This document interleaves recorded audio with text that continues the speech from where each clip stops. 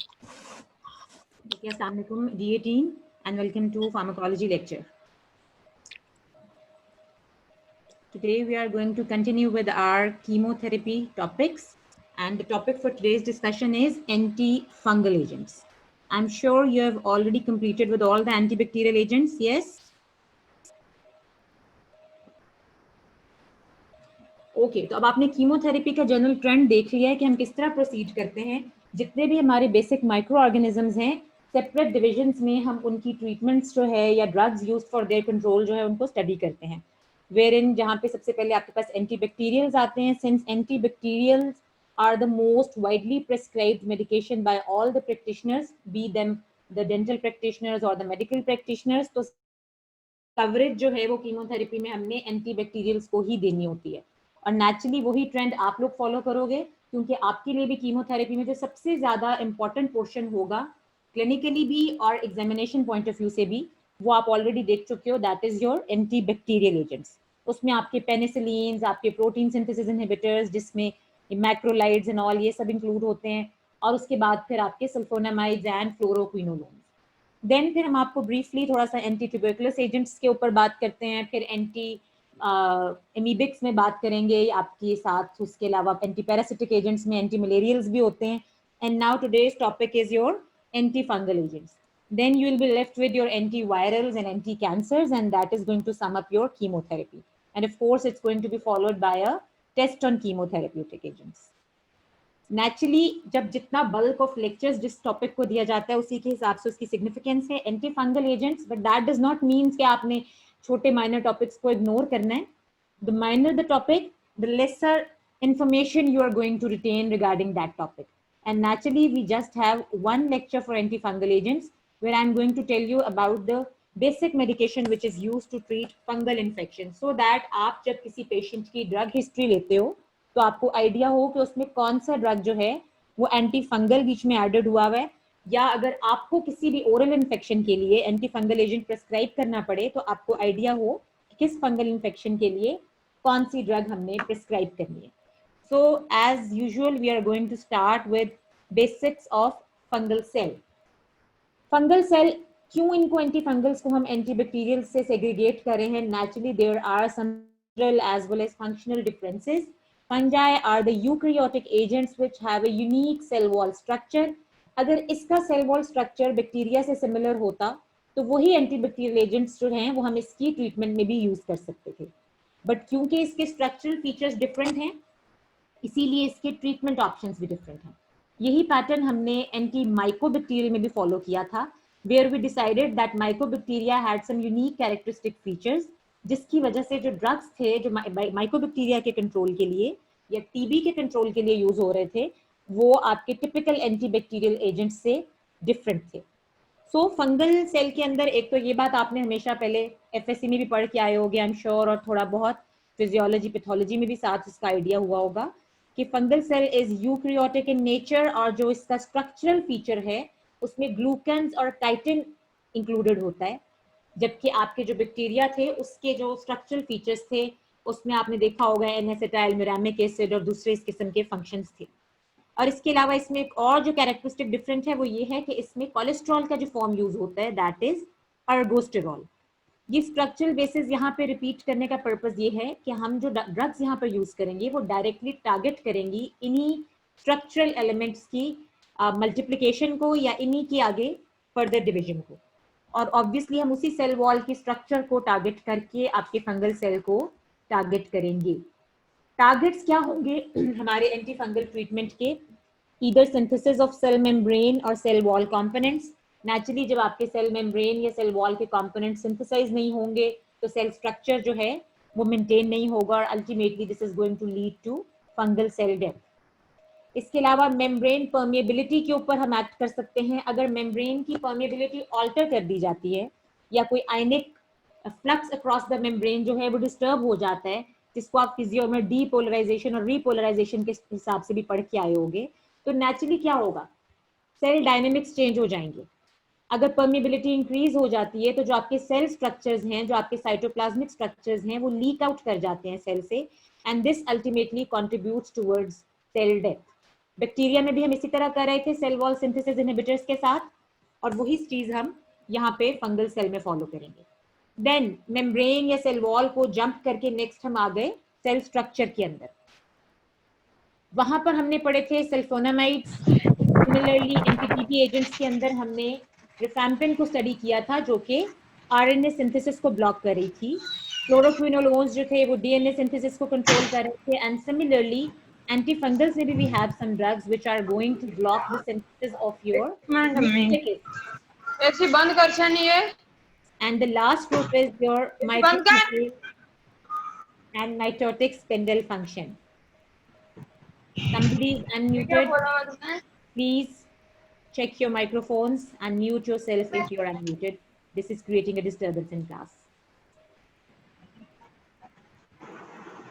This on your screens right now is your fungal cell.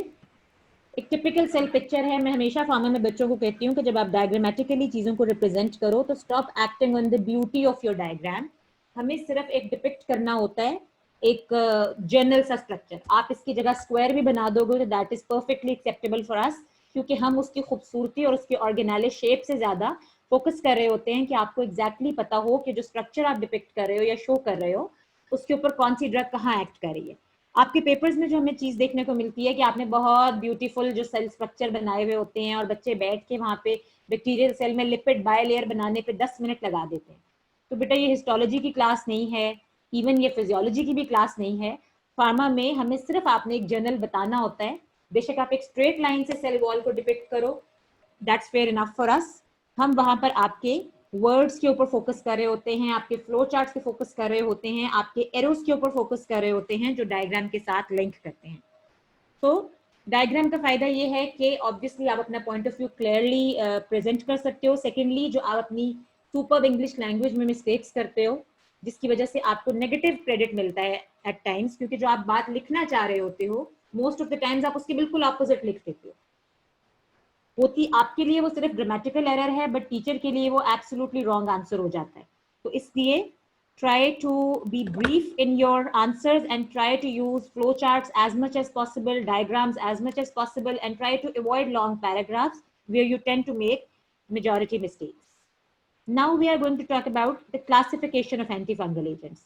Antifungal agent की classification अगर आप याद करोगे with the help of mechanism of action, तो इसका आपको फायदा ये होगा कि अगर आपको किसी एंटीफंगल का मैकेनिज्म पूछ लिया जाता है किसी एमसीक्यू के अंदर या किसी शॉर्ट एससीक्यू के अंदर, तो आप उसका वही वन लाइन आंसर दे दोगे तो that is going to be more than enough for you people. This is the thing which is differentiating the BDS from MBBS class, कि आपने मैकेनिज्म्स या अनटूवर्ड इफेक्ट्स उनकी जस्टिफिकेशंस की डेप्थ में नहीं जाना, आपने मैकेनिज्म्स के लंबे लंबे पैराग्राफ्स पे फोकस नहीं करना। You are going to be brief in your answers regarding your mechanisms of actions as well as your adverse effects. So first of all, there are drugs that are going to disrupt your fungal cell membranes. Fungal cell membrane के ऊपर कौन सी drugs act कर रही हैं? They are your, अच्छा remember the book Kadzan जो है वो usually क्या करती है specifically antifungals में cell membrane और cell wall का word वो interchangeably use कर रही है, ठीक है? तो इसमें आपने कंफ्यूज नहीं होना कि जी लिपिनकॉट ये लिख रही है या कैप्सन रिव्यू ये लिख रही है या फलां पेपर में ये लिखा हुआ है। फंगस में स्पेसिफिकली मैं एंटीबैक्टीरियल्स की बात नहीं कर रही, सेल मेम्ब्रेन और सेल वॉल का वर्ड जो है बुक्स ने इंटरचेंजेबली यूज किया हुआ है, बिकॉज फंगल सेल में सेल मेम्ब्रेन बहुत थिन सा स्ट्रक्चर होता है और जो बेसिक स्ट्रक्चरल फीचर है वो आपका सेल वॉल ही है, and usually we don't know where one ends and the other starts, ठीक है? तो इसलिए इस वर्ड से कंफ्यूज नहीं होना।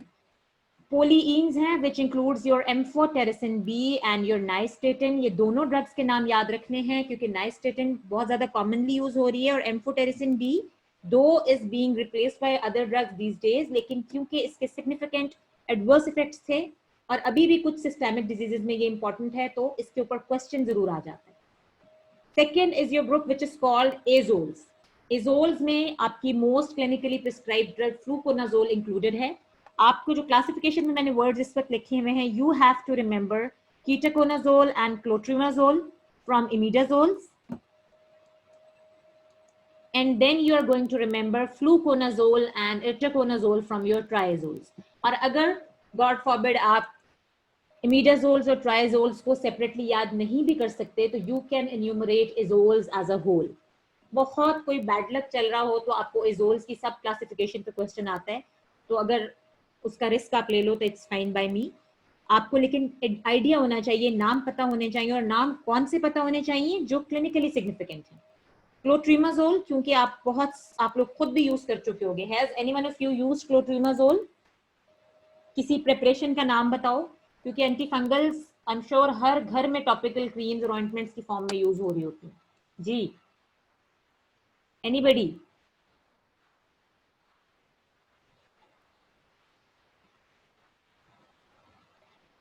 ओर्लीस्टैट का बहुत शौक है। ओर्लीस्टैट इज निलस्टैट, उसकी हम बाद में बात करेंगे। ओर्लीस्टैट तो इनफैक्ट आपका क्या उसे कहते हैं, ओबेसिटी के लिए यूज होता है बेटा। ओर्लीस्टैट और निलस्टैट आर डिफरेंट। निलस्टैट इज नाइस्टेटिन, जो मैंने अभी आपको पहले बताई है, ठीक है। क्रीम फॉर्म में यूज करते हैं। आपने निलस्टैट कभी क्रीम में यूज की? वो तो आपने ड्रॉप्स के फॉर्म में देखी हुई होगी। कॉमन जो आप चोट पे या कोई फंगल रिंगवर्म इन्फेक्शन हो जाए, या अगर आपको फुट इन्फेक्शन हो जाए, टीनिया इन्फेक्शन हो जाए, तो कौन सी ड्रग्स यूज कर रहे हैं? किसी ने कनेस्टन यूज नहीं की कभी? पोलीफॉक्स में एंटीबैक्टीरियल एजेंट्स एंडेड होते हैं। चले आपको एटलीस्ट कुछ नाम आइडिया हो गए और अब आपको पता चलना शुरू हो गया। पॉलीफेक्स के अंदर बेटा पॉलीमिक्सिन बी होता है, which is your cell wall synthesis inhibitor. से अब यहाँ से आपको पता होना चाहिए कि हर स्किन इन्फेक्शन में पॉलीफेक्स नहीं देनी। अगर फंगल स्किन लीजन है और उसको पॉलीफेक्स दोगे फायदा नहीं होगा। अगर बैक्टीरियल लीजन है और उसके ऊपर आप कनेस्टन देना शुरू कर दोगे तो नेचुरली उसको फायदा नहीं होगा। क्लोट्रिम भी आती है, क्लोट्रीमाजोल के नाम से एज इट इज भी लोशन और क्रीम्स अवेलेबल हैं। द गुड न्यूज इज, अब पता नहीं अप्लाई होती है कि नहीं, the government has passed a ruling कि अब बाहर के मुल्कों की तरह in Pakistan we are going to start prescribing drugs with their generic names rather than their brand names, which is a good thing if it's get applicable। क्योंकि problem यही होती है कि अब जिस तरह आपने अभी एफिडेक्स लिखा है, अनफॉर्चुनेटली मुझे भी नहीं पता कि एफिडेक्स में क्या है। सिमिलरली मुख्तलिफ आपकी जो फार्मेसीज हैं, जो फार्मास्यूटिकल कंपनीज हैं, वो एक ही जेनरिक जो आपकी ड्रग है उसको मल्टीपल नेम्स के साथ बना रहे हैं। पहले ये होता था जितनी कम फार्मेसीज होती थी तो आपके ड्रग के एंड नेम से आपको आइडिया हो जाता था। फॉर एग्जाम्पल आपके जो इजोल्स हैं वो जिस भी ड्रग में होते थे उसके नाम के एंड में जोल का नाम आ रहा होता था, और हमारे लिए बड़ा इजी था रिकग्नाइज करना कि अच्छा this is one of the anti fungal agents. But recently क्या हुआ है कि कुछ एंटीबैक्टीरियल्स को या किसी और ड्रग को भी एंड में वो इजोल के नाम से लिख देते हैं, जिसकी वजह से कंफ्यूजन क्रिएट हो रही है। So it's better to start prescribing drugs by their generic names, which is the custom all over the world except for third world countries like ours। ठीक है जी, ओके। तो इसका मतलब है कि अभी तक किसी ने कनेस्टन यूज नहीं की, क्योंकि मुझे कोई यस नजर नहीं आई यहाँ पर, ठीक है। एंड इन द मीनवाइल आप गूगल कर सकते हो कि एफिडेक्स के अंदर क्या है। गूगल को किसी अच्छे काम के लिए भी यूज कर लिया करो। और आपके पास कुछ फार्मास्यूटिकल एप्स अवेलेबल हैं ऑनलाइन जो आप अपने फ़ोन पे डाउनलोड कर सकते हो, जहाँ पे आप किसी भी ड्रग का नाम डालो तो आपको उसका जेनेरिक नेम पता चल सकता है, उसकी डोजेज रिजीम पता चल सकती है, and you can become a sort of online doctor at least. Okay, then the next group is your echinocandins which has the drug main drug caspofungin।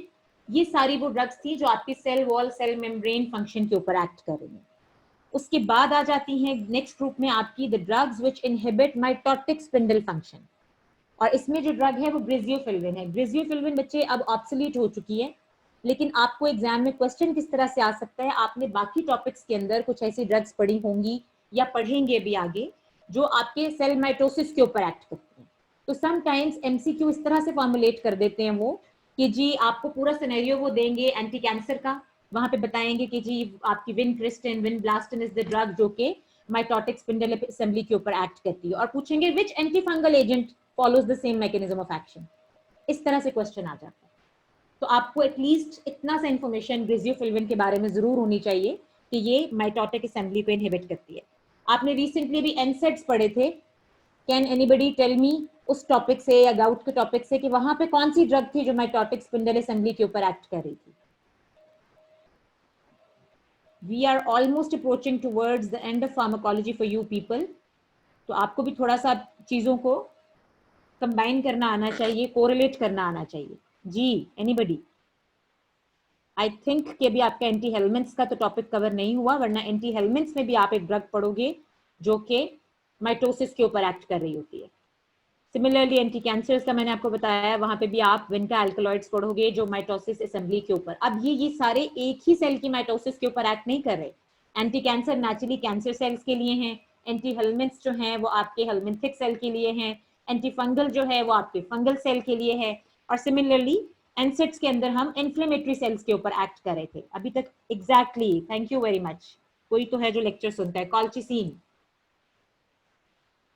अगर लेक्चर नहीं भी सुनते हो तो एटलीस्ट बुक खोल के बेशक कोरिलेट कर लो। इससे होता यह है बच्चे कि अब आज के बाद जो लोग इस वक्त ये बात सुन रहे हैं, आई एम श्योर आप में से आधे से ज्यादा लोगों को ये बात हमेशा याद रहेगी कि कॉल्चिसिन, ग्रेजियोफिल्विन, इसके अलावा albendazole from your anti helminths and the vinca alkaloids from your anti cancers, they all follow the same mechanism of action, and this is how sometimes you are asked a question in your MCQs. And then there is a group which acts on inhibition of DNA synthesis, and the drug is your flucytosine. Flucytosine भी अब relatively obsolete हो चुकी है क्योंकि we have better drugs. अब जितनी भी drugs हम आजकल use कर रहे हैं, they all belong to the first group, which was the drugs which disrupt fungal cell membrane or cell wall, right? बाकी ये माइटोसिस वाली ड्रग्स और ये डीएनए सिंथेसिस वाली ड्रग्स अब क्लिनिकली रेलेवेंट नहीं है, लेकिन थ्योरेटिकली आपको इनका आइडिया होना चाहिए। Then there is another method by which we can classify our antifungal agents, and this is called therapeutic classification.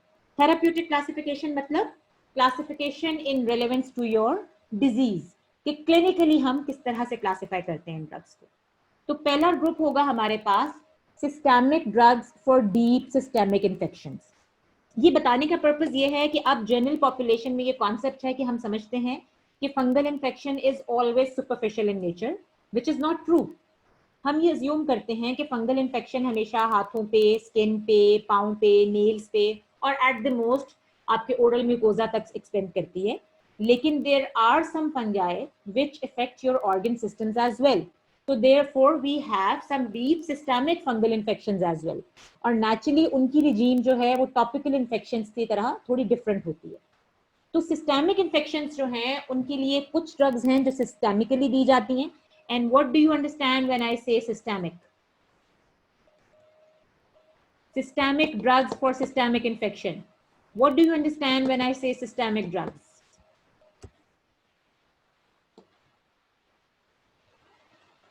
अच्छा, डीएम के लेक्चर में तो बड़ी अच्छी पार्टिसिपेशन चल रही थी। I was glad to see so many new names in the chat box, but pharmacology में we are back to the same 2-3 names again. Where is everyone else? चलो बच्चे फिर आंसर दो। स्पेसिफिक, वो तो आपने सिस्टेमिक इन्फेक्शंस की बात की ना बेटा। मैंने कहा सिस्टेमिक ड्रग्स। अगर मैं कह रही हूँ सिस्टेमिक ड्रग्स तो इसका क्या मतलब है? जो सिस्टेमिक सर्कुलेशन में सर्कुलेट करेंगे, ठीक है। अब जनरल फार्माकोलॉजी में वापस जाओ, तो जनरल फार्माकोलॉजी में सिस्टेमिक एप्लीकेशन में कौन कौन सी ड्रग्स आती थी बेटा? जो ओरल रूट से दी जाती हैं, जो इंट्रावीनस रूट से दी जाती हैं, मतलब जो टॉपिकल रूट के अलावा दी जा रही हैं, ठीक है। तो जो ड्रग्स हम सिस्टेमिकली एडमिनिस्टर करते हैं, यानी ओरली देते हैं या IVIM रूट से देते हैं, उन्हें हम कहेंगे systemic drug. Exactly, the drugs which affect body as a whole. Thank you. तो वो ड्रग्स जो सिस्टेमिकली एडमिनिस्टर की जाती हैं for deep systemic infections, they include your amphotericin B, your azoles, your flucytosine and ultimately echinocandins as well.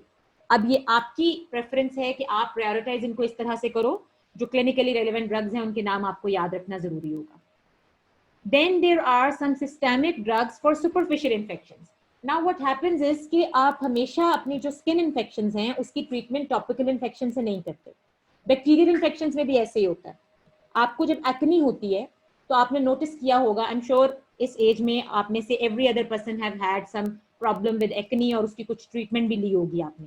तो now what happens is कि अगर आपकी एक्नी सुपरफिशियल होती है तो डॉक्टर आपको कोई टॉपिकल एप्लीकेशन बताते हैं। They prescribe you good soaps, they prescribe you a good face wash और sometimes Glycin T, exactly, clindamycin lotion, very good.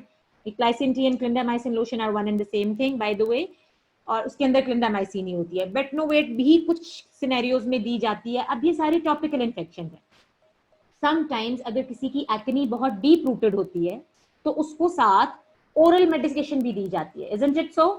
किसी ने खाई है एक्ने के लिए oral drug? Exactly, doxycycline capsule, Dalacin C भी ले चुके हैं बच्चे, बिल्कुल ठीक है। इसके अलावा आप पास्ट में एजोमैक्स भी दी जाती थी, अब एजिथ्रोमाइसिन की बजाय डॉक्सीसाइक्लिन ज्यादा प्रेफर की जाती है। तो आप देखो कि sometimes you take systemic drug for superficial infection as well, ठीक है। वही रूल हम फॉलो कर रहे हैं एंटी फंगल्स के अंदर। वो तो आप कॉजेज में चले गए हो ना, हार्मोनल इम्बैलेंस या सारी बातों के अंदर। एग्जैक्टली माइनोसाइक्लिन भी यूज हो चुकी है, Vibramycin, exactly Vibramycin is your doxycycline, right. तो इसका मतलब है कि काफी आप लोगों का एक्सपोजर है एंटी एक्ने ड्रग्स के लिए। एक्ने मैं यहाँ पर सिर्फ एक एग्जांपल के लिए यूज कर रही हूँ, मैं सिर्फ ये चीज एक्सप्लेन करना चाह रही हूँ कि समटाइम्स सुपरफिशियल इन्फेक्शन जब हद से ज्यादा एक्सटेंडेड होती है तो उसके लिए भी सिस्टेमिक ड्रग्स दी जाती हैं। So the second group is your systemic drugs for superficial infection, और उसमें आ जाती है आपकी griseofulvin, terbinafine and azoles once again. अब ये हम रिक्लासिफाई इसलिए कर रहे हैं फंजाई में इस तरह से ड्रग्स को बेटा, क्योंकि फंगस में यूजुअली क्लासिफिकेशन ऑर्गेनिजम्स की इस तरह से होती है कि स्किन इन्फेक्शंस कॉज करने वाले ऑर्गेनिजम्स डिफरेंट होते हैं और डीप सिस्टेमिक इन्फेक्शंस कॉज करने वाले ऑर्गेनिजम्स डिफरेंट होते हैं। इसीलिए अगर आपने स्किन इन्फेक्शन कॉज करने वाले ऑर्गेनिज्म के लिए सिस्टेमिक ड्रग देनी है तो वो रिलेटिवली डिफरेंट होगी उस ड्रग से जो आप और डीप रूटेड सिस्टेमिक इन्फेक्शंस के लिए यूज कर रहे थे। तो यहाँ पे आपने देखा होगा कि टर्बिनाफिन का नाम एड ऑन हो गया है, और टर्बिनाफिन भी बहुत से लोगों ने यूज की होगी। If you wear joggers for a long time और if you are a sportsman तो टीनिया पीडिस हुआ होगा आपको, जो ringworm infection of the foot होता है, एथलीट्स फुट भी कुछ लोग उसको कहते हैं। अब उस फंगल इन्फेक्शन में ज्यादातर हम टॉपिकल टर्बिनाफिन यूज करते हैं, पाउडर फॉर्म में यूज कर लेते हैं, लोशन फॉर्म में यूज कर लेते हैं। लेकिन अगर आपकी इन्फेक्शन एक्सटेंसिव हो तो फिर आपको ओरल टर्बिनाफिन भी दी जाती है साथ में खाने के लिए। So that is an example of systemic drug for oral infection. And next come the last commonest group, topical drug for topical infection. Infection भी टॉपिकल है और ड्रग भी टॉपिकल है, और इसके अंदर आ जाते हैं आपके नाइस्टेटिन। अब नाइस्टेटिन आप देखो कि इसके अलावा कहीं नहीं आई। इस चीज को अगर आप यहाँ पर सेग्रीगेट करना शुरू करोगे तो आपके एग्जाम क्वेश्चन ऑटोमेटिकली आपके माइंड में बनते जाएंगे कि नाइस्टेटिन एक ऐसी ड्रग है जो कभी भी सिस्टेमिकली नहीं दी जाती। अब आप यहाँ कंफ्यूज कैसे होगे, जैसे अब कल भी हमारी चैट में निलस्टैट का नाम आया था और आज फिर आया है। आप देखते हो कि जो निलस्टैट तो ड्रॉप्स के फॉर्म में दिए जाते हैं, और बहुत से बच्चे रॉन्गली ये जज करेंगे कि निलस्टैट कोई सिस्टेमिक ड्रग है या ओरल ड्रग है। तो बेटा बेशक निलस्टैट के आप ड्रॉप्स यूज करते हो, लेकिन ये टॉपिकल ड्रग है। वो जो ड्रॉप्स हम ओरल कैविटी में दे रहे होते हैं वो टॉपिकली एडमिनिस्टर किए जाते हैं ओरोफेरेंजियल कैंडिडियासिस को कंट्रोल करने के लिए। निलस्टैट जो है वो आपकी जीआईटी से एब्जॉर्ब नहीं होती, इसलिए अगर वो थोड़ी बहुत आपके गैस्ट्रोइंटेस्टाइनल ट्रैक्ट में चली भी जाए तो that is of no concern. तो बेसिकली बेशक आप ड्रॉप फॉर्म में यूज कर रहे हो but that is your topical agent. अब एमसीक्यू आपको कैसे आएगा, आपको क्योंकि सिंपलर एमसीक्यूज आते हैं तो सिंपली लिखा होगा which of the following drugs is used topically. अब नीचे ऑप्शंस और दी होंगी काफी अजीबो गरीब और बीच में नाइस्टैटिन का नाम होगा और आप बच्चे कंफ्यूज हो जाएंगे कि जी हमने तो निलस्टैट ओरली यूज की थी। So that is not oral use, that is topical use in the form of drops. ठीक है जी।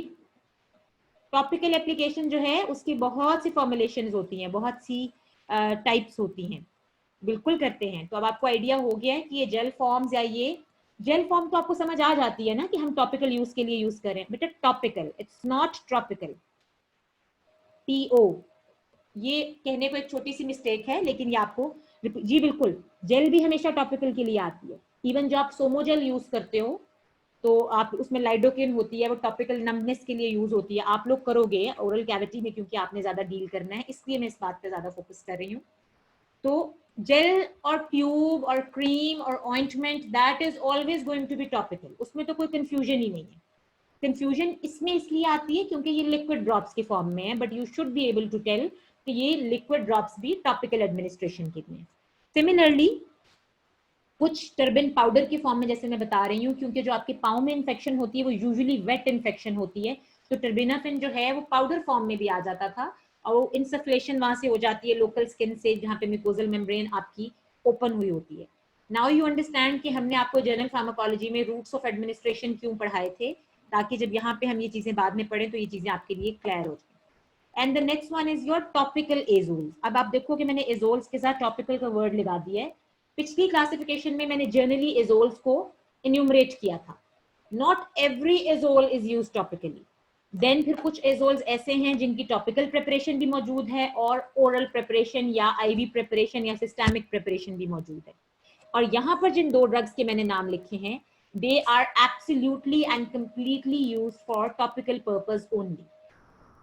जी बिल्कुल, स्प्रे फॉर्म में भी यूज होती है। You are absolutely correct. फिर आपको फिर वही बात समझ में आ गई कि वो स्प्रे भी उसकी टॉपिकल फॉर्मुलेशन के लिए होगा। तो आपने अब एमसीक्यू के लिए एक और चीज याद आ गई कि क्लोट्रीमाजोल और माइकोनाजोल ऐसे 2 एजोल्स हैं जो सिर्फ टॉपिकली अवेलेबल हैं, इनकी सिस्टेमिक एडमिनिस्ट्रेशन नहीं होती, इसलिए इनके नाम सेपरेटली आपको याद रखने हैं। एंड देन टर्बिनाफेन अगेन, जो सिस्टेमिक में भी आपने पढ़ी थी और जो टॉपिकल फॉर्म में भी यूज होती है, right. Now we are going to progress towards amphotericin B. अब जो बेसिक मैकेनिज्म्स हैं वो आपको सबके पता चल गए, तो अब हम आगे से क्या करेंगे, क्विकली स्क्रॉल अप करेंगे बाकी के लेक्चर में। एम्फोटेरिसिन बी मैंने कहा कि अब यूज नहीं होती, पहले बहुत ज्यादा यूज होती थी, तो आपने ज्यादा फोकस करना है, एक लाइन का मैकेनिज्म तो करना है, लेकिन उसके बाद आपने ध्यान रखना है इसके एडवर्स इफेक्ट्स का और उन बातों का जिसकी वजह से ये अब यूज नहीं हो रही है। बट स्टिल कुछ ऐसी डीप रूटेड फंगल इन्फेक्शंस अभी भी हैं जिसमें हमारे पास एम्फोटेरिसिन बी के अलावा और कोई ऑप्शन नहीं होता। Amphotericin B is called amphotericin B because this is amphoteric in nature, that is it is soluble in both bases and acidic mediums as well। तो इसलिए ये न्यूट्रल है अपनी नेचर में, इस वजह से हम इसको कहते हैं, इसका नाम है amphotericin B. This is more than enough for you people from pharmacokinetics, इससे ज्यादा डिटेल्स में आपने नहीं जाना। जीआई एब्जॉर्प्शन इसकी पुअर है। अब क्या है कि जी एम्फोटेरिसिन बी डिफरेंट फॉर्मुलेशंस में अवेलेबल है, क्योंकि ये सेवेरली नेफ्रोटॉक्सिक है, इस वजह से इसको हमने यूज करना कम कर दिया। तो अब उन्होंने किया क्या कि उन्होंने इसकी फॉर्मुलेशंस जो हैं उनको इंक्रीज कर दिया। इनको कन्वेंशनल एम्फोटेरिसिन बी जो तो टिपिकल यूज हो रही थी, इसके अलावा लाइपोसोमल कॉम्बिनेशन में आना शुरू हो गई, यानी हमने इसको लिपिड के साथ कंबाइन करना शुरू कर दिया, जिसकी वजह से एक तो इसकी सॉलिबिलिटी और डिस्ट्रीब्यूशन इंप्रूव हो जाएगी और दूसरा इसकी जो नेफ्रोटॉक्सिक नेचर है वो थोड़ी न्यूट्रलाइज हो जाएगी, कम हो जाएगी। तो इसलिए हम कहते हैं कि liposomal amphotericin B lipid complex and then your ABCD which is your amphotericin B colloidal dispersion। Amphotericin B वैसे ही रहेगी, सिर्फ उसके साथ हम कुछ ऐसे फॉर्मुलेशंस में चीजें ऐड या डिलीट कर देंगे कि उसकी नेचर जो है वो चेंज हो जाती है। सिंपल मैकेनिज्म आप क्लासिफिकेशन में पढ़ के आए हो, सेल वॉल की फंक्शन के ऊपर ये एक्ट कर रही है। This binds to your ergosterol within the fungal cell membrane resulting in the formation of pores। ergosterol, glucans and chitin ये ऑलरेडी आपकी सेल मेम्ब्रेन में या सेल वॉल में प्रेजेंट है। अब ये क्या कर रही है, ये उसके सिंथेसिस पे एक्ट नहीं कर रही, बल्कि ये उसके फंक्शन पे एक्ट कर रही है। ergosterol के साथ जब ये बाइंड करती है तो सेल में पोर बन जाएंगे, पोर्स की वजह से क्या होगा, सेल लीकेज होना शुरू हो जाएगी और अल्टीमेटली सेल डेथ हो जाएगी। This is the structural feature. ये आप देखो सेल मेम्ब्रेन के अंदर कैसे लिपिड बायलेयर जैसे बैक्टीरिया में बनी होती थी, बिल्कुल उसी तरह यहाँ पर ergosterol बीच में प्रेजेंट है। जब आपकी एम्फोटेरिसिन बी ने उसके साथ अटैच हुई तो पोर बन गया, पोर में से आपके आयंस भी लीक हो सकते हैं, सेल कंटेंट्स भी लीक हो सकते हैं, जिसकी वजह से सेल स्ट्रक्चर जो है वो डिस्ट्रॉय हो जाएगा। तो आपने सिंपल टेबल जो है आपके दिए हुए होते हैं बुक्स के एंड पे, उसके अंदर थोड़ी बहुत इंफॉर्मेशन ऐड कर लेनी है और अपना एक खुद छोटा सा एंटी फंगल का चार्ट प्रिपेयर करना है, जिसमें हर ड्रग से जब हम लेक्चर ले रहे होते हैं तो आप यही किया करो कि हर ड्रग से जो इंपॉर्टेंट बातें रिलेटेड होती हैं वो आप नोट डाउन कर लो, ताकि जब अपना खुद नोट्स प्रिपेयर करो तो उस टॉपिक की बस वही बातें हाईलाइट करो और एक्स्ट्रा इंफॉर्मेशन को डिलीट कर दो अपने माइंड से। मैकेनिज्म ऑफ रेजिस्टेंस, सिंपली सी बात है कि अगर ergosterol के ऊपर ये काम कर रही है तो नेचुरली अगर ergosterol सिंथेसिस नहीं होगा, यानी अगर आपकी फंगल सेल जो है वो ergosterol बनाना ही छोड़ दे या ergosterol को किसी और स्टीरॉल से, किसी और लिपिड से रिप्लेस कर ले, तो नेचुरली फिर आपका जो ऑर्गेनिज्म है वो रेजिस्टेंट हो जाएगा एम्फोटेरिसिन बी को। स्पेक्ट्रम में आपके लिए इजी ये है कि आपको जितने फंगल एजेंट्स के नाम आते हैं वो आप सब डाल दो। कैंडिडा एल्बिकेंस हो सकती है, क्रिप्टोकोकस नियोफॉर्मेंस, ब्लास्टोमाइसीज, हिस्टोप्लाज्मा, स्पोरोथ्रिक्स, कोक्सीडियोड्स, एस्परजिलस। अभी जितने भी नाम आप पास्ट में पढ़ के आए हो या आगे पैथो में साथ पढ़ोगे, आप तकरीबन उन सबको ऐड ऑन कर सकते हो एम्फोटेरिसिन बी के स्पेक्ट्रम के अंदर, और इन्हीं नामों से रिलेटेड आगे उसके क्लिनिकल यूजेस बन जाएंगे। फॉर एग्जाम्पल अगर आपको क्लिनिकल यूजेस का क्वेश्चन आएगा तो कैंडिडा एल्बिकेंस से क्या बनेगा, कैंडिडियासिस, ठीक है। सिमिलरली क्रिप्टोकोकस से क्या बनेगा, क्रिप्टोकोकल मेनिंजाइटिस। हिस्टोप्लाज्मा से बन जाएगा हिस्टोप्लाज्मोसिस, ठीक है। ब्लास्टोमाइसिस से बन जाएगा ब्लास्टोमाइकोसिस। इसी तरह से हम सारे नाम चेंज करके डिजीजेस के नाम बना देते हैं। This comes your list of clinical uses once again, mucormycosis, cryptococcal meningitis, histoplasmosis, blastomycosis, coccidioidomycosis. Mycosis का वर्ड जो है वो फंगस के लिए यूज होता है। And then is your candidial infections, आप कह सकते हो कैंडिडियल एसोफेजाइटिस, या ओवरऑल अगर आप कैंडिडियासिस भी कह दो तो वो इनफ हो जाता है आपके लिए। And then comes the topic of your untoward effects or your adverse effects. Adverse effects of amphotericin B are of two basic types. एक होते हैं infusion related and the next ones जो कि आपके proper systemic cumulative effects हैं। Infusion related effects का मतलब ये है, since हम इसको oral नहीं दे सकते because orally इसकी absorption बहुत कम है, तो usually हम intravenous route use कर रहे होते हैं। तो इंट्रावीनस रूट के थ्रू जब आप इन्फ्यूजन लगाओगे एम्फोटेरिसिन बी की, तो पेशेंट को एक इन्फ्यूजन रिएक्शन होता है जो ब्लड ट्रांसफ्यूजन के दौरान भी हो सकता है, जो वैंकोमाइसिन आपने एंटीबैक्टीरियल्स में पढ़ी थी उसके साथ भी हो रहा था। Patient is going to experience fever, chills, muscle spasm, vomiting, headache and even hypotension. ये स्पेसिफिकली इसके कोई लॉन्ग टर्म इफेक्ट्स नहीं है, बस ये ड्यूरिंग इन्फ्यूजन ऐसा होता है। And infusion related adverse effects can be controlled by pre-medication with your antipyretics and antihistamine drugs. अगर आप पहले से ही पेशेंट को एंटीपायरेटिक दे दो या एंटीहिस्टामीन दे दो तो ये आपके इन्फ्यूजन रिलेटेड एडवर्स इफेक्ट्स नहीं आएंगे। और दूसरे जो आपके प्रॉपर सिस्टेमिक एडवर्स इफेक्ट्स हैं या जो आपके क्यूमुलेटिव एडवर्स इफेक्ट्स हैं वो है आपका रीनल डैमेज। तो आपको एम्फोटेरिसिन बी से रिलेटेड जो सिंपलेस्ट एमसीक्यू भी अगर आएगा तो वो यही आएगा कि आपकी एम्फोटेरिसिन बी के साथ सिनेरियो भी हो सकता है, विदाउट सिनेरियो भी हो सकता है, और नीचे जो एडवर्स इफेक्ट्स मेंशन्ड होंगे उसके अंदर आपने याद रखना है कि आपने प्राइमरीली फोकस करना है नेफ्रोटॉक्सिसिटी पे। Nephrotoxicity I am sure you know which is your renal damage, यानी ये आपकी किडनीज के लिए बहुत ज्यादा हार्मफुल है। एजोटीमिया हो सकता है पेशेंट के अंदर, लॉन्ग टर्म रिवर्सिबल भी हो सकता है, इरिवर्सिबल भी हो सकता है। रीनल टॉक्सिसिटी कॉमन मैनिफेस्टेशन जो कि आरटीए की फॉर्म में मैनिफेस्ट करती है, यानी रीनल ट्यूबुलर एसिडोसिस। उसके साथ साथ फिर आपकी आयरन डिप्लीशन शुरू हो जाएगी जिसमें पोटेशियम, मैग्नीशियम वेस्टिंग इंक्लूडेड है, और अगर ये इसको हम कंट्रोल नहीं करते, डोज को एडजस्ट नहीं करते, तो नेचुरली फिर ये परमानेंट रीनल डैमेज की तरफ चली जाएगी। इनिशियली तो ये रिवर्सिबल इन नेचर होती है। इसके अलावा ओकेजनल हेपेटोटॉक्सिसिटी भी हो सकती है, एनीमियाज हो सकते हैं, एरिकनोइडाइटिस हो सकता है अगर आप इंट्राथीकल इंजेक्शन दे रहे हो। What is your intrathecal injection? जी क्लिनिकली यूज करो ना करो, फार्माकोलॉजी के लिए तो इंट्राथीकल याद रखना पड़ेगा। What is intrathecal? Come on,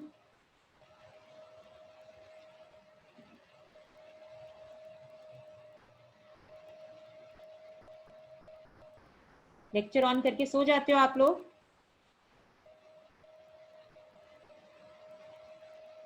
We have already declined to 38 students from 42. 4 students have already left the class. Okay. हाँ जी, इंट्राथीकल। चलो एटलीस्ट जाग तो रहे हैं, नो तो आंसर आ रहा है। बेटा जो डायरेक्टली आपके सीएसएफ के अंदर दिया जाता है, ठीक है, स्पाइनल कॉर्ड के थ्रू, उसको हम कहते हैं इंट्राथीकल इंजेक्शन। अगर हमने कोई चीज को डायरेक्टली सीएसएफ तक पहुंचाना है ड्रग को, बाकी सिस्टेमिक एडमिनिस्ट्रेशन नहीं करनी, कुछ मेनिंजाइटिस के केसेस में इस तरह होता है, तो हम डायरेक्टली आपके सीएसएफ फ्लूइड के अंदर जाके इंजेक्शन लगाते हैं। So this is called intrathecal injection. Flucytosine में आपको ऑलरेडी बता चुकी हूँ क्लासिफिकेशन के अंदर कि ये आपके डीएनए सिंथेसिस को अफेक्ट करती है। जी बिल्कुल, स्पाइनल कॉर्ड से देते हैं, जैसे आप एनेस्थीसिया देते हैं ना वहां से जाके, तो उसी तरह आप इंट्राथीकल इंजेक्शन देते हैं। क्योंकि ज़ाहिर डायरेक्ट ब्रेन के अंदर तो आप सीएसएफ फ्लूइड तक नहीं पहुंच सकते, बाहर आपका स्कल है, तो द ओनली ऑप्शन इज कि हम स्पाइनल कॉर्ड के थ्रू दें। फ्लूसाइटोसिन में बस आपने इतना याद रखना है कि ये आपके डीएनए सिंथेसिस को ब्लॉक करती है, और क्योंकि हम इसको यूज नहीं करते तो हम इसकी डिटेल्स के अंदर नहीं जाएंगे। And I am very hopeful कि इसका क्वेश्चन भी नहीं आएगा, क्योंकि ये एमबीबीएस में भी कभी क्वेश्चन में नहीं आती। अगर गॉड फॉरबिड आ जाए तो सारी की सारी एम्फोटेरिसिन बी वाली फीचर्स आ जाते हैं इसके आगे फ्यूचर में। इसका स्पेक्ट्रम भी सेम है, इसका क्लिनिकल यूजेस भी सेम है, और एडवर्स इफेक्ट्स बिल्कुल मिनिमल से हैं। So we don't get any question from flucytosine simply because we are not using it anymore. Simple classification में याद रखो कि ये डीएनए सिंथेसिस को इनहिबिट करती है, that's it. इससे ज्यादा फ्लूसाइटोसिन के अंदर हमने नहीं जाना। And now comes the main topic which is your azoles. Azoles इस वक्त सबसे फेमस ग्रुप है, क्योंकि azoles ने क्या किया है, ये टॉपिकल सिंपल इन्फेक्शंस के अगेंस्ट भी एक्टिव हैं, और जो एम्फोटेरिसिन बी वाली इन्फेक्शंस थी उनको भी काफी हद तक azoles कवर कर लेते हैं। एजोल्स में नाम आपको पता है, मैंने आपको ऑलरेडी बताया है, क्लोट्रीमाजोल जो ओनली टॉपिकल है, फ्लूकोनाजोल जो सबसे ज्यादा कॉमनली यूज्ड है आजकल, फ्लोजेक्स कैप्सूल खाए होंगे आपने, वीकली बेसिस पे भी खाते हैं, मंथली भी दिए जाते हैं कुछ फंगल इन्फेक्शंस के लिए। कीटाकोनाजोल जो प्रीवियसली बहुत ज्यादा यूज होती थी, अब काफी रेयर हो गया इसका यूज, बिकॉज इसके cytochrome P450 based adverse effects बहुत ज्यादा है। जनरल फार्माकोलॉजी में एंजाइम इनहिबिशन की एग्जांपल में हमने आपको कीटाकोनाजोल पढ़ाई थी। कीटाकोनाजोल का प्रॉब्लम ये है कि ये ह्यूमन साइटोक्रोम P450 में और फंगल साइटोक्रोम P450 में डिफरेंशिएट नहीं करती। तो ये फंगल साइटोक्रोम P450 को तो ब्लॉक करती है, उसके साथ साथ ह्यूमन साइटोक्रोम P450 को भी ब्लॉक कर देती है। तो इसकी वजह से ड्रग इंटरैक्शंस बहुत ज्यादा आते हैं। तो हम कीटाकोनाजोल को अब यूज नहीं करते। बहुत कोई एक दो टॉपिकल प्रिपरेशंस हैं जिसमें आपको ये भी मिल जाएगी। फ्लूकोनाजोल, वोरिकोनाजोल, ये ज्यादा आजकल क्लिनिकली यूज हो रही है, राइट। Mechanism of action आपने याद रखना है, azoles are going to inhibit the cytochrome P450 enzyme which is responsible for demethylation of lanosterol to ergosterol। बेटा बीटाडर्म के अंदर बीटा मिथाजोन है जो कि आपका स्टीरॉयड है, ठीक है, स्टीरॉयड प्रिपरेशन है। बीटाडर्म के आगे जो 7 वर्ड लगा हुआ होता है ना, वो डिसाइड करता है कि आपके स्टीरॉयड के साथ और इसमें क्या एडेड है। आप देखोगे कि अगर उसके साथ टी लगा हुआ है तो उसमें कोई और मेडिसिन होगी, अगर उसके साथ कोई और वर्ड का नाम यूज हुआ होगा तो वो वाला एंटीबायोटिक कंबाइन कर दिया जाता है आपके स्टीरॉयड के साथ। ऐसी भी कुछ कॉम्बिनेशंस आपको मिलेंगे जिसमें टॉपिकल स्टीरॉयड के साथ एंटी फंगल एजेंट डला हुआ होगा। एग्जैक्टली कहीं पे H लगा होगा जहाँ पे हाइलुरोनिक एसिड डला हुआ होता है, कहीं पे कुछ और लगा हुआ होगा, वो साथ डिसाइड, नियोमाइसिन डला होता है तो N लगा हुआ होता है नाम के साथ, but usually betamethasone present होता है उसमें। Okay, demethylation of lanosterol to ergosterol. अब ये क्या कर रहा है, एम्फोटेरिसिन बी ने अर्गोस्टेरॉल फंक्शन के ऊपर एक्ट किया था, उसके साथ सिंपली अटैच होके पोर्स बनाए थे। ये अर्गोस्टेरॉल सिंथेसिस को ब्लॉक कर रहा है। ये देखो, ये इस फ्लो चार्ट में आपको स्टेप नजर आएगा। नॉर्मली क्या होता है, स्क्वेलिन से लैनोस्टेरॉल बनता है और लैनोस्टेरॉल से अर्गोस्टेरॉल बनता है। एजोल्स क्या करते हैं, वो लैनोस्टेरॉल की अर्गोस्टेरॉल में कन्वर्जन को ब्लॉक करते हैं। ये डीमिथाइलेज एंजाइम जो है ये साइटोक्रोम P450 बेस्ड एंजाइम है। ये है आपका fungal cytochrome P450। And I just told you कि कीटाकोनाजोल जो है वो इसमें फंगल डीमिथाइलेज में और ह्यूमन डीमिथाइलेज में डिफरेंशिएट नहीं कर पाता, ड्यू टू विच उसके एडवर्स इफेक्ट्स या ड्रग इंटरैक्शंस बहुत ज्यादा हैं। एलाइलामीन जो ऊपर लिखा हुआ है ये मैं आपको ऑलरेडी ट्रेबिनाफिन के नाम से बताया, यहाँ पर इसका नाम दोबारा इसलिए बता रही हूँ कि आपको पता हो कि 2 सबसीक्वेंट स्टेप्स हैं जिसको ये ब्लॉक कर रहे हैं, ठीक है जी। तो इसलिए आपने जब मैकेनिज्म्स याद करने हैं तो नाइस्टेटिन और एम्फोटेरिसिन बी का सेम मैकेनिज्म ऑफ एक्शन है, और जो आपका टर्बिनाफिन है और जो एजोल्स हैं, ग्रॉसली हम कहते हैं कि दोनों अर्गोस्टेरॉल सिंथेसिस को इनहिबिट कर रहे हैं, लेकिन अगर हम इन डेप्थ स्टेप्स पे देखेंगे तो जो स्टेप है वो आपका डिफरेंट है। अगर तो आपको जनरल अर्गोस्टेरॉल सिंथेसिस पे क्वेश्चन आए तो दोनों के ऊपर बात कर सकते हो, लेकिन अगर आपके एमसीक्यू में एग्जैक्ट एंजाइम का नाम लिखा हुआ हो कि कौन सी वाली ड्रग किस एंजाइम को ब्लॉक करती है, तो आप देखोगे कि एलाइलामीन क्योंकि स्क्वेलिन एपॉक्सीडेज को ब्लॉक कर रही है तो वो लैनोस्टेरॉल सिंथेसिस को ब्लॉक कर रही है। अल्टीमेट गोल यही है कि दोनों की वजह से अर्गोस्टेरॉल नहीं बनेगा। नेचुरली अगर लैनोस्टेरॉल नहीं बनेगा तो तब भी अर्गोस्टेरॉल नहीं बनेगा, लेकिन जो आपका एजोल है वो final decisive step of ergosterol synthesis के ऊपर एक्ट कर रहा है और वो डीमिथाइलेज एंजाइम को ब्लॉक कर रहा है, ठीक है। तो ये दोनों का मैकेनिज्म मैंने आपको एक ही फ्लो चार्ट के अंदर एड ऑन करके बता दिया। Reduced fungal cell membrane ergosterol is going to result in damaged leaky cell membranes, ultimately leading to cell death. Resistance के ऊपर आप बिल्कुल फोकस नहीं करें, वो आपके लिए इंपॉर्टेंट नहीं है। Now come the spectrum. अब स्पेक्ट्रम इसका काफी हद तक वही वाला है जिसमें आपके एम्फोटेरिसिन बी में जो आपने पढ़ा था, लेकिन यू आर गोइंग टू सी अ मोर एक्सटेंडिव या एक्सटेंसिव स्पेक्ट्रम फॉर एजोल्स। वहां पे कैंडिडा की एक दो टाइप्स का नाम लिखा हुआ था, यहाँ पर आप देखोगे कि all 4 types of Candida infections जो हैं वो इसमें एडेड हैं, एल्बिकेंस बी, ट्रोपिकैलिस बी, पैरापिलोसिस बी और ग्लोबैट्रा बी। तो इसलिए आपने याद रखना है कि ये ज्यादा अच्छा कैंडिडियल क्योर देता है as compare to amphotericin B. Then cryptococcus, blastomycosis, histoplasma, ये सब तो सेम है जो हम एम्फोटेरिसिन में पढ़ के आए थे। दिस इज द रीजन कि मैंने कहा कि अब एम्फोटेरिसिन बी को फ्लूकोनाजोल या एजोल्स ने रिप्लेस कर दिया। इसके अलावा कोक्सीडियोड्स भी हम वहां पढ़ के आए थे, लेकिन यहाँ आपने देखा कि पैराकोक्सीडियोड्स जो हैं वो एड ऑन हो गए। सिमिलरली स्पोरोथ्रिक्स भी हम वहां पढ़ के आए थे, एस्परजिलस भी पढ़ के आए थे।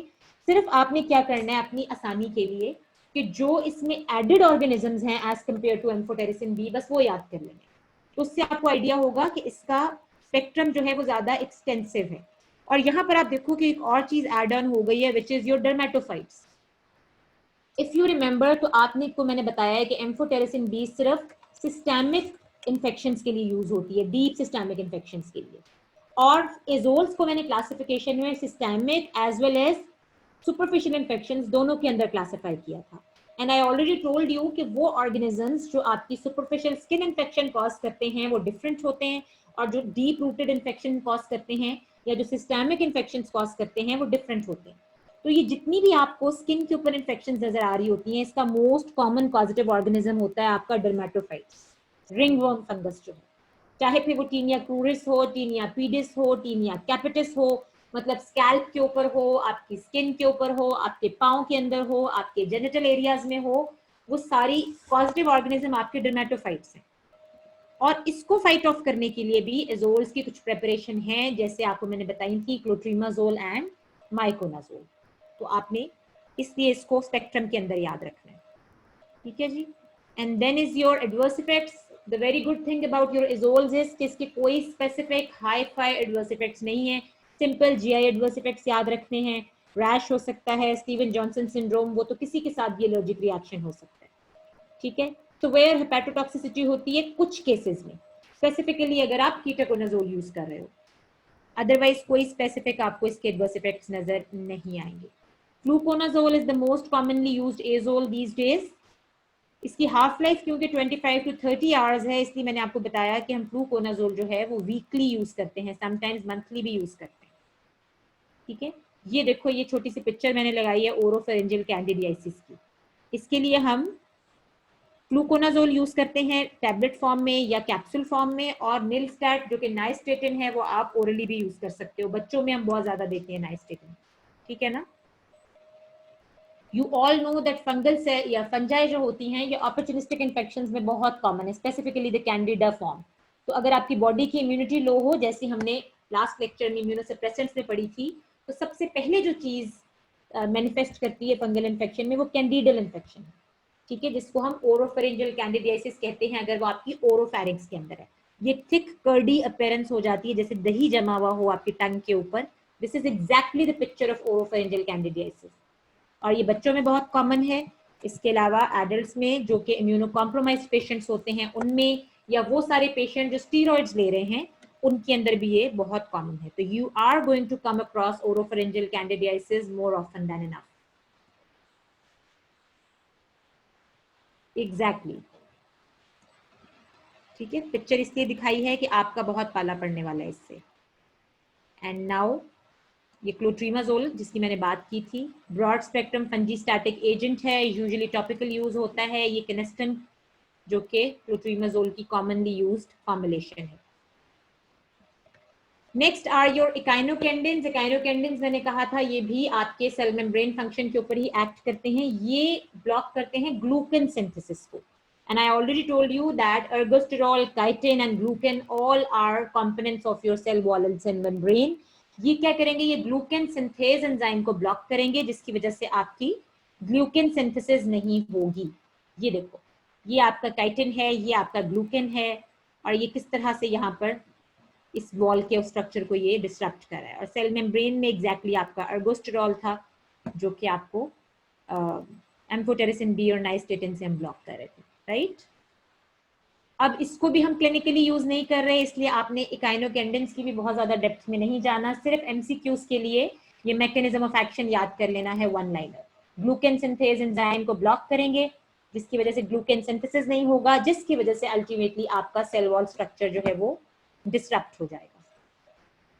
Then your next drug is your griseofulvin, which is your fungistatic drug, और मैं already आपको classification में ये बता के आई हूँ that griseofulvin is responsible for mitotic function, microtubule function inhibition, जिसकी वजह से आपकी माइक्रोट्यूब्यूल असेंबली डिस्टर्ब हो जाती है, सेल माइटोसिस डिस्टर्ब हो जाता है, सेल ग्रोथ डिस्टर्ब हो जाती है, ठीक है। अब नेचुरली जब माइटोसिस नहीं होगा, माइटोटिक स्पिंडल एपरेटस डिस्टर्ब होगा, तो सेल डिवीजन डिस्टर्ब होगी, सेल डिवीजन डिस्टर्ब होगी तो आपकी फंगल लीजन जो है वो ग्रो नहीं कर सकती। एंड वंस अगेन ग्रिजियोफिल्विन भी अब हमें यूज करने की जरूरत नहीं पड़ती, सिर्फ आपने इसका ये मैकेनिज्म याद रखना है। एडवर्स इफेक्ट्स में कोई सीरियस एडवर्स इफेक्ट्स नहीं है, सिंपल हेडेक, एलर्जिक सिम्टम्स हो सकते हैं, सीरम सिकनेस हो सकती है, अदर देन दैट कोई इंपॉर्टेंट चीज इसके लिए नहीं है। आई अगेन सजेस्ट यू कि आप एंटी फंगल एजेंट्स का एक टेबल प्रिपेयर करो अपने लिए, शॉर्ट नोट्स जहां बना रहे हो, बेटा ये हाई टाइम है आपके पास, आपके प्रॉफ में भी टाइम है, आपके रिपीटेड उस तरह की इन्वॉल्वमेंट नहीं है जिस तरह नॉर्मल क्लासेस के दौरान होती है, तो try to prepare your notes in this time so that you pass pharmacology in your first attempt. Terbinafine again मैं आपको पीछे बता के आई हूँ, एलाइलामाइन है जो कि स्वेलिन एपॉक्सीडेज एंजाइम को ब्लॉक कर रहा था और लैनोस्टेरॉल नहीं बनने दे रहा था। लैनोस्टेरॉल नहीं बनेगा तो अर्गोस्टेरॉल नहीं बनेगा। सिमिलरली वही वाला सारा सेल मेम्ब्रेन फंक्शन डिस्ट्रप्शन हो रही है टर्बीनाफिन की वजह से। टर्बीनाफिन को आपने अच्छी तरह प्रिपेयर करना है क्योंकि ये क्लिनिकली रेलेवेंट ड्रग है, ये डर्मेटोफाइट इन्फेक्शन के लिए कॉमनली यूज होती है। Nail infection, fungal nail infection तो बहुत से बच्चों को हुई होगी, स्पेसिफिकली जो आपका बिग टो है उसके ऊपर ज्यादा होती है और थंब के ऊपर भी बहुत कॉमन है। फीमेल्स में जो कि वाटर बेस्ड एक्टिविटीज ज्यादा करती हैं आजकल, तो खैर माशाल्लाह हमारी न्यू जनरेशन बिल्कुल इससे दूर है, otherwise it was very commonly found in females due to the dish washing and cloth washing activities. Onychomycosis कर देती है, ये देखो ओनिकोमाइकोसिस हो गई है, जिसकी वजह से ओनिकोलाइसिस शुरू हो जाता है, नेल ब्रेक डाउन शुरू हो जाता है, और ये इतनी लीथल इन्फेक्शन है, no matter how much you treat it, it comes back again, ये बार बार वापस आती है, कहीं ना कहीं छुप जाती है और रिपीटेडली वापस आती है। टीनिया कैपिटिस के अंदर भी बहुत कॉमन है, ऑफ लेबल यूज है for ringworm infection elsewhere on the body, कहीं पर भी हो तो यूज कर लेते हैं, बट स्पेसिफिकली ये जो आपके म्यूकोजल एरियाज के ऊपर आपकी डर्मेटोफाइट इन्फेक्शन है उसके लिए ज्यादा कॉमन होती है। कोई खास एडवर्स इफेक्ट्स नहीं है, इसलिए इसको याद रखना बहुत आसान है आपके लिए, सिर्फ आपने इसका मैकेनिज्म ऑफ एक्शन याद रखना है। By inhibition of squalene epoxidase, it blocks your ergosterol biosynthesis, और जो आपकी टॉपिकल इन्फेक्शंस हैं, डर्मेटोफाइट इन्फेक्शंस हैं, रिंगवर्म इन्फेक्शंस हैं, उनके लिए ये यूज होती है। ओरली भी अवेलेबल है और टॉपिकली भी अवेलेबल है। Just your colleagues told me right now कि ये स्प्रे फॉर्म में भी है, ये पाउडर फॉर्म में भी अवेलेबल है, ये क्रीम फॉर्म में भी अवेलेबल है, और ये टैबलेट कैप्सूल फॉर्म में भी अवेलेबल है। एंड देन योर नाइस्टेटिन, जिसके बारे में हम बहुत ज्यादा बात ऑलरेडी कर चुके हैं, we all know that nystatin is used for oropharyngeal candidiasis in the form of Nilstat drops. Nystatin का mechanism of action amphotericin B के जैसा है, तो अब आपने क्या करना है कि जहां बुक में एम्फोटेरिसिन बी लिखी हुई है उसके साथ नाइस्टेटिन लिख लेना है, तो ताकि आप एग्जैक्टली वो चीजें इसके साथ भी ऐड ऑन कर लो। This is not absorbed from your gastrointestinal tract, your skin, or even your vagina as well. तो इसलिए क्या होगा, इंटैक्ट स्किन से ये एब्जॉर्ब नहीं होगी, जहां पे म्यूकोजल मेम्ब्रेन होगी, जहां पे अल्सरेटेड म्यूकोजा नजर आ रही होगी, सिर्फ वहीं से ये एब्जॉर्ब हो सकती है। दिस इज द रीजन कि इसका क्लिनिकल यूज बहुत लिमिटेड है, ठीक है। और एम्फोटेरिसिन बी का भी हमने बात की थी कि वो जीआईटी से एब्जॉर्ब नहीं हो रही थी, बट उसको हम इंट्रावीनस दे रहे थे, इसको हम इंट्रावीनस भी यूज नहीं करते। This is only useful for candidiasis, be it your vaginal, your cutaneous, or your oropharyngeal candidiasis, किसी भी फॉर्म में हो। Combination of nystatin with your antibacterial agents is also available, steroids के साथ भी available है, तो ये डिपेंड करता है कि आप किस कॉम्बिनेशन में इसको यूज कर रहे हो। स्टीरॉइड क्या करता है, वो वहां पर आपकी इन्फ्लेमेशन को डिक्रीज करता है, और नाइस्टेटिन जो है वो फंगल सेल के ऊपर अपना काम करती है, और इन कॉम्बिनेशन ये दोनों जो हैं वो आपकी उस म्यूकोजल इन्फेक्शन को रैपिडली और इफेक्टिवली जो है वो कंट्रोल कर लेती हैं।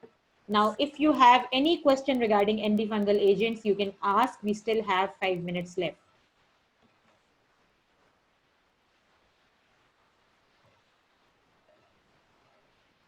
और इस वक्त जितनी भी ड्रग्स के नाम जो मुझे नहीं भी याद थे, यू कैन यूज दैट, आप गूगल ऐप यूज कर सकते हो, गूगल के अंदर जा सकते, वैसे आप लिखोगे मोस्टली तो वैसे ही पता चल जाते हैं। इसके अलावा कुछ फार्मास्यूटिकल एप्स भी अवेलेबल होती हैं, वो अपने फोन पे आप परमानेंटली डाउनलोड कर सकते हो, जिसके अंदर आपको ऑलमोस्ट फार्माकोपियाज होते हैं वो आपकी जितनी भी लोकली अवेलेबल, कुछ पाकिस्तान बेस्ड हैं जिसमें सिर्फ उन ड्रग्स के बारे में आपको इन्वेंट्री मिलेगी जो पाकिस्तान में अवेलेबल है, और कुछ इंटरनेशनल हैं जिसमें आपको ऑल ओवर द वर्ल्ड जो प्रिपरेशंस अवेलेबल हैं वो सब मिल जाएंगी। इनको देखते रहा करो, उससे आपका क्लिनिकल नॉलेज इंप्रूव होता है और आपको याद रहना शुरू हो जाता है कि विच ड्रग या विच जो आपकी प्रिपरेशन है that contains what. Otherwise by name it's very difficult to memorise कि कौन सी ड्रग के अंदर क्या होता है। ठीक है, लेट्स जस्ट होप कि ये जेनेरिक प्रिस्क्रिप्शंस वाला जो फॉर्मूला है ये अप्लाई हो जाए ताकि हम सब के लिए आसानी हो जाए।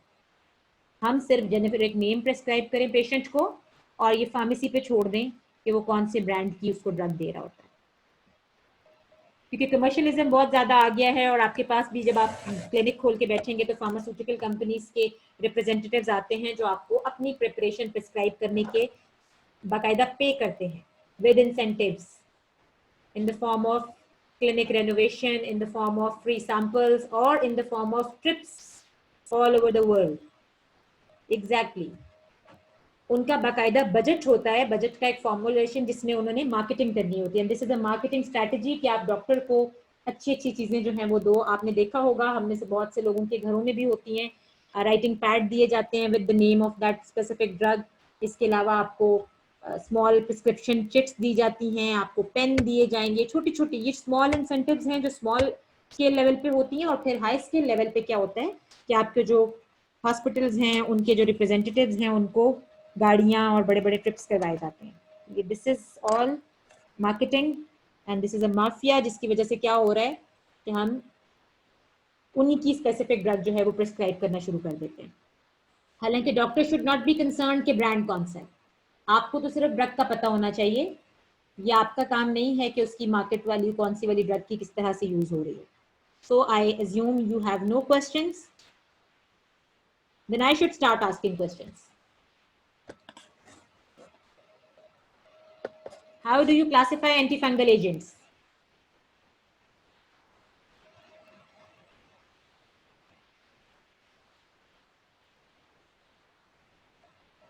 And there you go silent again. G. Okay. Systemic, 3 forms, fine. आगे. Systemic drug for systemic infection, systemic drug for superficial infection, and then your topical agents. All right. Amphotericin B का mechanism of action. क्योंकि आप लोगों को बच्चे इसी तरह, आप जाहिर है हर चीज पे एमसीक्यू तो नहीं आता, आपको इसी तरह के सिंपल एमसीक्यूज आने हैं। एम्फोटेरिसिन बी एक्ट्स बाय, आगे ढेर सारी ऑप्शंस दी हुई होंगी तो आपको पता होना चाहिए, by binding to ergosterol. Exactly, it forms pore in the fungal membrane by binding to ergosterol. That's correct. Azoles का mechanism of action.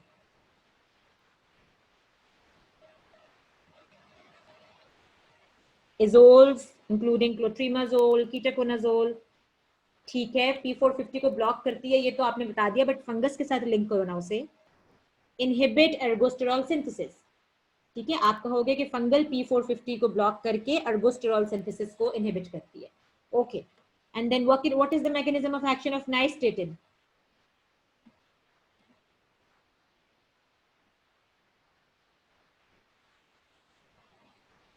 और कुछ याद रहे ना रहे, एम्फोटेरिसिन बी, एजोल्स, नाइस्टेटिन और टर्बिनाफिन का मैकेनिज्म आपको हर सूरत याद होना चाहिए।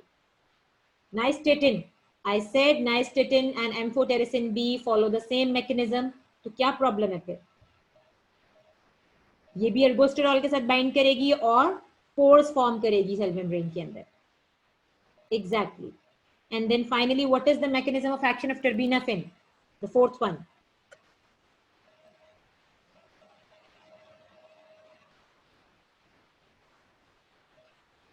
Where is Osama today? कोई comment नहीं आया. Rest of you are regular. Inhibit epoxidation, exactly. Lanosterol synthesis को block करती है by blocking your squalene epoxidase. ठीक है, तो आप लैनोस्टेरॉल का नाम जरूर लो इपॉक्सीडेशन के साथ. लैनोस्टेरॉल सिंथेसिस को ब्लॉक करेगी, जिसमें अल्टीमेटली अर्गोस्टेरॉल में कन्वर्ट होना होता है. तो आप कहोगे कि in the long run ergosterol synthesis जो है वो ब्लॉक हो जाएगा with terbinafine. You are right. That sums up your topic of anti fungal agents. Next अब आपकी मेरा ख्याल है एंटी वायरल और एंटी कैंसर के टॉपिक्स रह गए. And then you have a test on next Wednesday.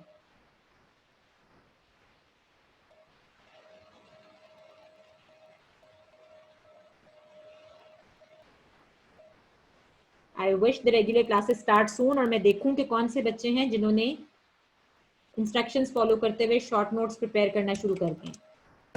Start preparing your short notes and make a table for antifungal agents. Thank you very much. The time is up for class.